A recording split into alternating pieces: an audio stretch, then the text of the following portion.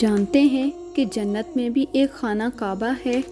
اس دنیا کے خانہ کعبہ کے اوپر 7ویں آسمان پر جنت میں بھی ایک خانہ کعبہ ہے اور جس کا نام بیت المعمور ہے۔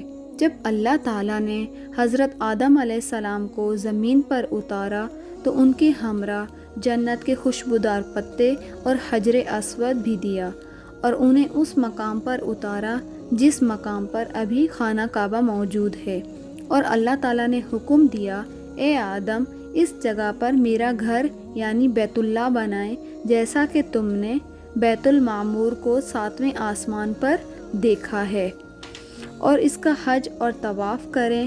شب معراج کی رات جب حضرت محمد صلی اللہ علیہ وآلہ وسلم حضرت جبریل امین کے ہمراہ 7ویں آسمان پر پہنچے تو انہوں نے فرشتوں کو خانہ کعبہ کا طواف کرتے دیکھا، تو اس پر حضرت جبریل امین نے فرمایا کہ یہ بیت المعمور ہے۔